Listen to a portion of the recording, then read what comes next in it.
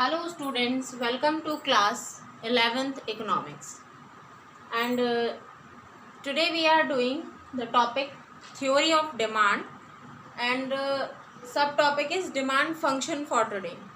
आज का जो टॉपिक है उसका सब टॉपिक आज हमारा है demand function. We have studied about the what is demand, the definition of demand and demand schedule, demand curve, market demand schedule, इन सब चीज़ों के बारे में हम पढ़ चुके हैं. नेक्स्ट हम बात कर रहे हैं आज डिमांड फंक्शन की कि डिमांड फंक्शन क्या है. देखिए, what is demand function. Demand function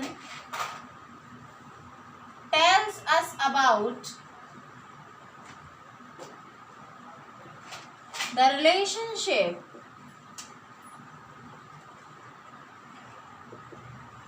Demand function tells us about the relationship between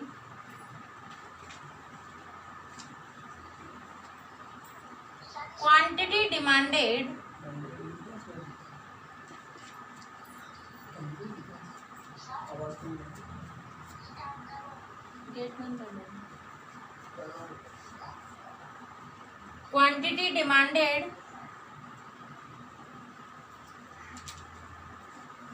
and the factors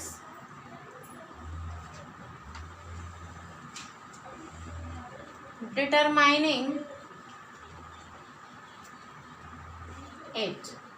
तो डिमांड फंक्शन जो है वो उन फैक्टर्स के बीच में जो क्वांटिटी डिमांडेड को डिसाइड करते हैं, उन फैक्टर्स और क्वांटिटी डिमांड यानी कि कितनी क्वांटिटी की डिमांड हो रही है, इन चीज़ों के बारे में यानी इनका रिलेशनशिप आपको बताते हैं. सो demand function shows the functional relationship. Demand function क्या दिखाते हैं? फंक्शनल रिलेशनशिप, जिसमें क्वांटिटी डिमांडेड और उसके जो फैक्टर्स जो उसे डिटरमाइन करते हैं उनके बीच में जो रिलेशन होता है उसको शो किया जाता है. इनके बीच में कौन सा रिलेशन है इसको आपको शो करना होता है. यही होता है हमारा demand function.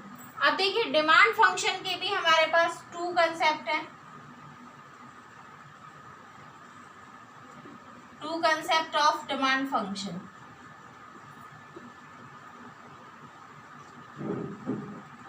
First is individual demand function. देखिए, डिमांड में हम जितनी भी चीजें पढ़ रहे हैं all are having two aspects. First individual demand, then market demand. So demand function is also having two aspects, individual demand function and market demand function.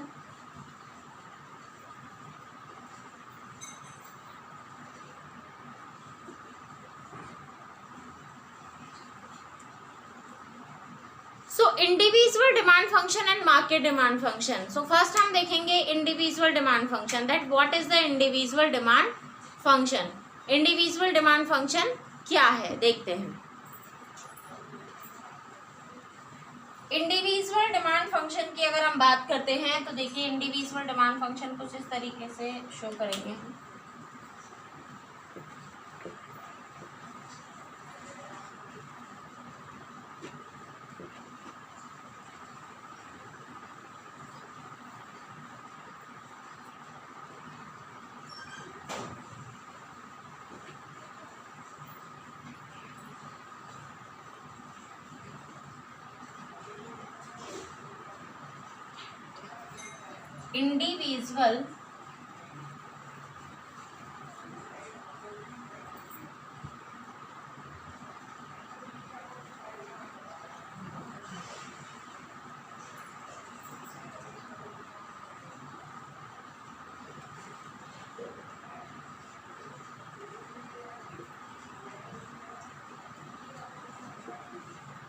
Individual demand function.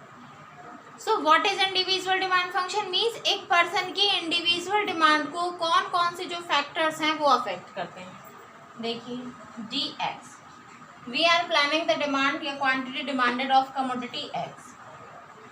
F means functions of और depends of. P X means price of commodity x.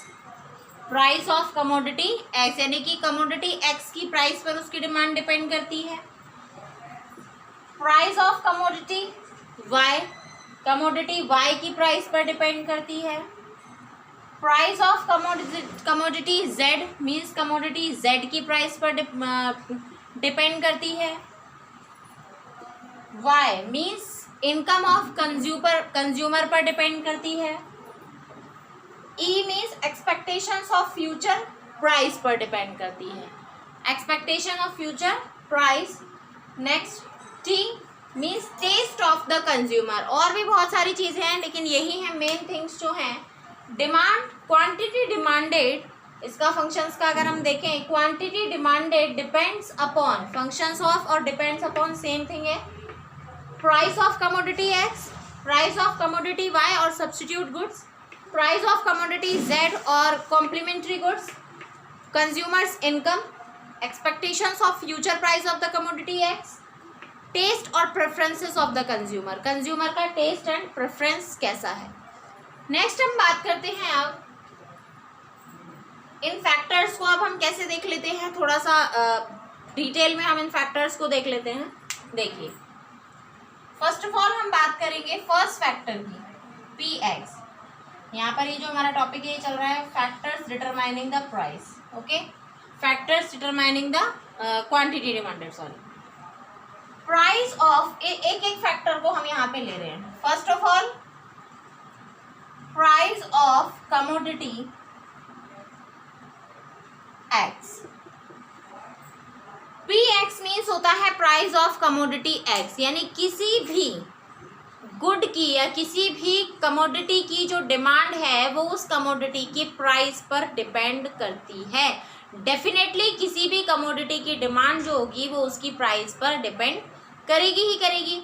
अगर किसी भी commodity की demand बहुत ज़्यादा है तो उसकी किसी भी कमोडिटी की प्राइस बहुत ज़्यादा है तो उसकी डिमांड ऑटोमेटिकली कम होगी, और अगर किसी भी कमोडिटी की प्राइस बहुत लो है तो उसकी डिमांड ऑटोमेटिकली हाई हो जाएगी।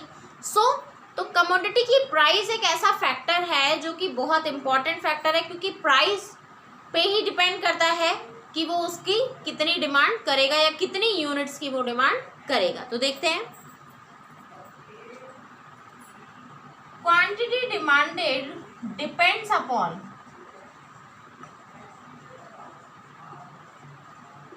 Price of the commodity, commodity के प्राइस पर डिपेंड करता है। लेकिन ये कब होता है, जब अदर थिंग्स क्या हो, इक्वल हो, यानी इनमें से सारी चीजें कैसी हैं, कांस्टेंट हैं। When other things being equal, क्योंकि अगर अदर थिंग्स इफेक्ट करेंगी तो फिर प्राइस का इफेक्ट नहीं पड़ेगा। अभी हम और चीज़ों के बारे में बात करेंगे तब आपको ये समझ में आएगा। When other things being equal, जब सारी चीज़ें इक्वल रहेंगी या कांस्टेंट रहेंगी, यानी कि ना तो अदर गुड्स की प्राइस में कोई चेंज होना, कंज्यूमर की इनकम में कोई चेंज होना, एक्सपेक्टेशंस फॉर फ्यूचर प्राइस में कोई चेंज होना, कंज्यूमर के टेस्ट और प्रेफरेंस में कोई चेंज हो, तो प्राइस ऑफ कमोडिटी जो है वो प्राइस ऑफ कमोडिटी एक फैक्टर होता है किसका, क्वांटिटी डिमांडेड का। अब देखिए, when price of commodity will increase then demand of commodity will decrease, when price of commodity will decrease the demand of commodity will increase. Means इन दोनों में जो रिलेशन होता है वो कैसा होता है, नेगेटिव रिलेशन होता है। जब किसी भी गुड की जो प्राइस है वो इंक्रीज होती है तो उसकी डिमांड क्या हो जाती है, डिक्रीज हो जाती है, और जब किसी भी गुड की प्राइस डिक्रीज होती है then its demand will increase automatically. ये हमारे जो हम नॉर्मल चीज़ है उसमें भी लेते हैं। जैसे मान लीजिए we are using any brand of coffee की हम बात करते हैं। मान लीजिए किसी ब्रांड को नेस्कैफे हम यूज़ कर रहे हैं, अदर ब्रांड्स यूज़ कर रहे हैं, तो कॉफ़ी की जो प्राइस है मान लो वो इंक्रीज हो गई, कॉफ़ी की प्राइस इंक्रीज हो गई, तो जो कॉफ़ी पीने वाले हैं उन्होंने उसकी डिमांड क्या कर दी, कम कर दी। अब मान लो जी कॉफ़ी की प्राइस क्या हो जाएगी, कम हो जाएगी, तो उसकी डिमांड क्या हो जाएगी, इंक्रीज हो जाएगी, सिंपल। तो ये है हमारा प्राइस ऑफ कमोडिटी एक्स। अगर हम इसको विद डायग्राम समझें, देखिए विद डायग्राम हम इसको देखते हैं एक बार।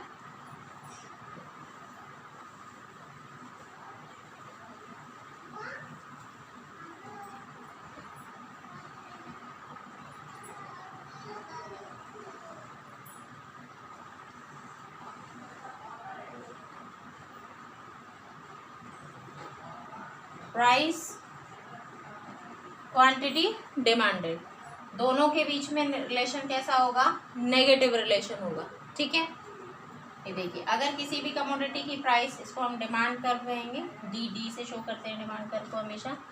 किसी भी कमोडिटी की प्राइस जो है ये पी हम शो कर रहे हैं, ओपी प्राइस है किसी भी कमोडिटी की, और वो उस ओपी प्राइस पर हम डिमांड कर रहे हैं क्वांटिटी ओक्यू की। ओपी प्राइस पर हम किस कमोडिटी की डिमांड कर रहे हैं, ओक्यू की हम डिमांड कर रहे हैं।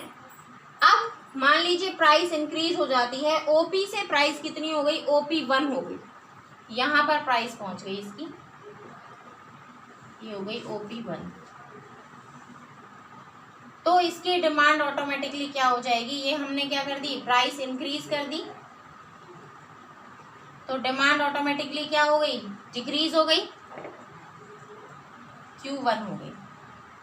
अब मान लीजिए ओपी से प्राइस कितनी हो गई है, कम हो गई है ओपी से प्राइस, यहाँ आ गई है OP2 पर, तो डिमांड ऑटोमेटिकली क्या हो जाएगी, इंक्रीज हो जाएगी।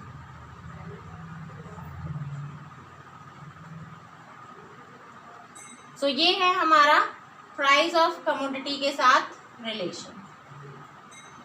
क्लियर, ये हो गया हमारा प्राइस ऑफ कमोडिटी के साथ रिलेशन। ये बिल्कुल समझ में आ गया होगा कि price of commodity and quantity demand of commodity में कैसा रिलेशन होता है, नेगेटिव रिलेशन होता है। नेक्स्ट अब हम बात करते हैं किसकी, P Y means price of related products भी हम इसे कह सकते हैं, या प्राइस ऑफ सब्स्टिट्यूट गुड्स भी कह सकते हैं। देखिए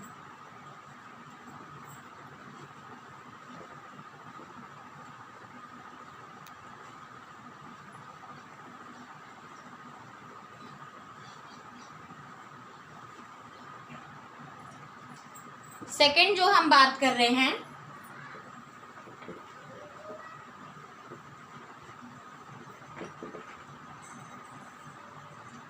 प्राइस ऑफ, सेकंड जो फैक्टर है दैट इज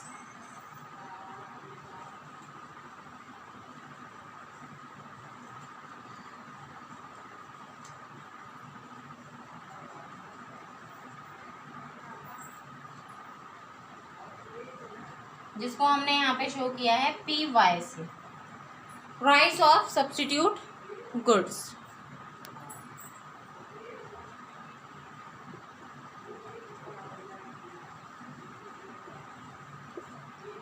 सब्स्टिट्यूट गुड्स का जो प्राइस है वो भी हमारी कमोडिटी पर, यानी कि फर्स्ट ऑफ ऑल हम बात करते हैं सब्स्टिट्यूट गुड्स होती क्या है, व्हाट आर सब्स्टिट्यूट गुड्स। देखिए सब्स्टिट्यूट गुड्स होती हैं goods which can be used, substitute goods कौन सी होती हैं, which can be used in the place of each other, goods can be used in the place of each other, means substitute goods are those goods which can replace each other's use, यानी कि जो एक दूसरे के use को हम replace कर सके, यानी जब किसी एक गुड को किसी दूसरे गुड की जगह यूज किया जा सके तो उसे हम क्या कहते हैं, सब्स्टिट्यूट गुड्स कहते हैं। अब हम बात करते हैं सब्स्टिट्यूट गुड्स, जैसे फॉर एग्जाम्पल हम बात करें जैसे टी एंड कॉफी, टी की जगह हम कॉफी यूज कर सकते हैं,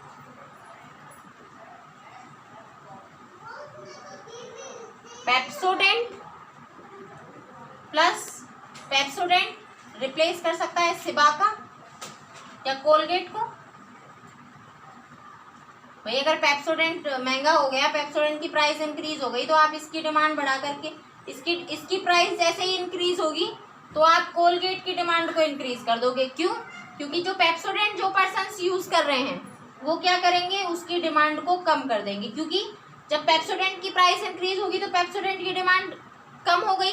अब मान लीजिए पहले 10 जो लोग हैं वो पेप्सोडेंट यूज कर रहे थे और 15 जो पर्सन्स हैं वो कोलगेट यूज कर रहे थे। अब पेप्सोडेंट जो है उसने अपनी प्राइस क्या कर दी, इंक्रीज कर दी। तो जैसे ही इसने अपनी प्राइस इंक्रीज की वैसे ही जो यहाँ के मान लीजिए 8 जो कस्टमर्स थे वो कहाँ चले गए, यहाँ। तो अब इसकी डिमांड कितनी हो गई, 23 लोग इसकी डिमांड करने लग गए, तो ये क्या हो गया, इसकी डिमांड इंक्रीज हो गई।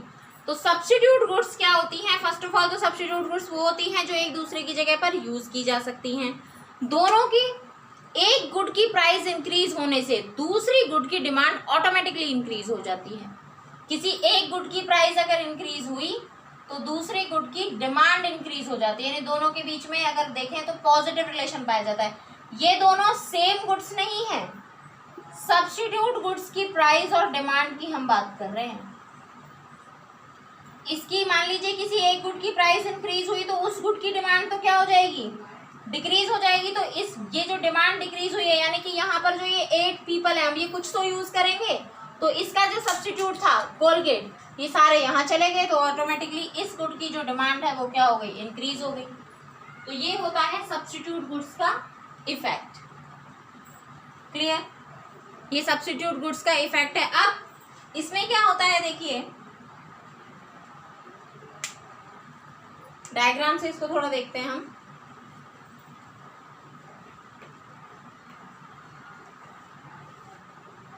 यहां पर हम बात कर रहे हैं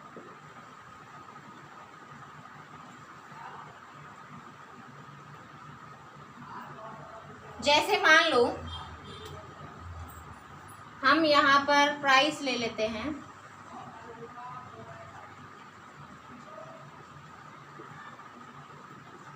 प्राइस ऑफ कमोडिटी। ये प्राइस ऑफ हम ले लेते हैं यहाँ पे कोक की हम बात कर रहे हैं, मान लो टी की हम बात कर रहे हैं, और यहाँ पे हम बात कर रहे हैं quantity demand of T. T की प्राइस दे रखी है, टी की ही क्वांटिटी डिमांड दे रखी है। अब देखिए टी और कॉफी, पहले टी को जो लोग यूज कर रहे थे, मान लीजिए टोटल जो लोग हैं यहाँ पर हैं 10 ही लोग हैं, मान लीजिए टोटल इस सिटी में। For example we are taking this, for example हम लेते हैं 10 people are there in city, तो इसमें से 6 people are using tea and 4 people are using coffee. The price of tea is 20 rupees, price of coffee is also 20 rupees. Okay, now 20 या 25 मान लीजिए इसको, चलिए 20 मान लीजिए, ठीक है। अब कॉफी की प्राइस, टी में कोई चेंज नहीं हुआ, टी में यहाँ पर कोई चेंज नहीं हुआ, टी की प्राइस में कोई चेंज नहीं हुआ। इसने प्राइस को डिक्रीज करके इसने कर दिया 18 रुपीज। कॉफी की जो प्राइस है वो कितनी हो गई, 18 रुपीज। तो जो टी पीने वाले ये 6 पीपल हैं, ये भी क्या चाहेंगे कि अब हम भी क्या लें, कॉफी लें, इसकी तरफ अट्रैक्ट होंगे। तो ये इसमें से मान लीजिए यहाँ पर 2 ही लोग बचे, और यहाँ से जो 4 पीपल हैं ये माइनस होके कहाँ चले गए, यहाँ। तो यहाँ पर हो गए +4, यानी कि 8 पीपल। तो इसकी प्राइस तो कैसी थी, कांस्टेंट, लेकिन इसकी डिमांड फिर भी क्या हो गई, इंक्रीज, और इसकी प्राइस कांस्टेंट थी फिर भी इसकी डिमांड कैसी हो गई, डिक्रीज। तो हम टी की जब हम बात कर रहे हैं तो इसकी प्राइस कांस्टेंट रहते हुए भी डिमांड कैसी हो गई, डिक्रीज हो गई। प्राइस कांस्टेंट रहते हुए भी डिमांड क्या हो जाना, डिक्रीज हो जाना। तो यहाँ पर देखते हैं हम, ये मान लीजिए डिमांड कर्व है किसका, इस प्राइस पर इसकी ये डिमांड हो रही थी, ये इसकी डिमांड हो रही थी, टी की ये डिमांड हो रही थी, जो मैंने अभी आपको बताया कि 6 पीपल इसकी डिमांड कर रहे थे। अब कॉफी की डिमांड क्या हो गई, इंक्रीज हो गई, यानी कॉफी की प्राइस क्या हो गई, कम। तो टी की डिमांड क्या हो गई, कम हो गई। तो यहाँ पर टी की डिमांड जब कम हो गई तो ये कर्व क्या हो जाएगा, शिफ्ट हो जाएगा। बिकॉज शिफ्ट क्यों होगा, क्योंकि यहाँ पर प्राइस में चेंज नहीं आया। अगर प्राइस में चेंज होता तो एक ही कर्व पे कॉन्ट्रैक्शन एक्सट्रैक्शन हो जाता, यानी कि अगर प्राइस में चेंज आता तो ये ऊपर चला जाता, तो एक ही कर्व पे मूवमेंट होता। लेकिन यहाँ पर प्राइस में तो चेंज आया नहीं, ऑटोमेटिकली इसकी डिमांड कम हो गई because of the price of substitute good. Price of substitute goods की वजह से। तो जब इसकी डिमांड कम हुई तो इसका जो कर्व है वो क्या हो गया, शिफ्ट हो गया। ये देख लीजिए, इसकी डिमांड ऑटोमेटिकली कम हो गई। तो यहाँ पर आपको कोई इफेक्ट दिखाई नहीं दे रहा। क्यों नहीं दे रहा डिमांड इफेक्ट दिखाई? क्योंकि इस पर इफेक्ट किसका है, सब्स्टिट्यूट गुड्स का।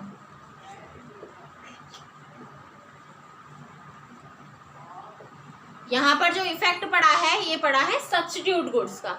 So these are the effect of substitute goods. ये होता है फैक्टर्स। सेकेंड फैक्टर जो है हमारा वो क्या है, सब्स्टिट्यूट गुड। अब जो हमारा नेक्स्ट जो फैक्टर है वो क्या है, नेक्स्ट फैक्टर है हमारा the price of complementary goods. ये जो नेक्स्ट फैक्टर आएगा हमारा, ये आएगा price of complementary goods, and we will study about this topic in the next video. So please make the diagrams, make sure that you will make the diagrams properly. Read this, don't do any rectification in this microeconomics. You will understood here by the topic, and if you can't understand anything, you have any problem, please ask me on my personal number, because the microeconomics and macroeconomics is not for rectification. Okay, so please take care about this. Thank you. Have a nice day.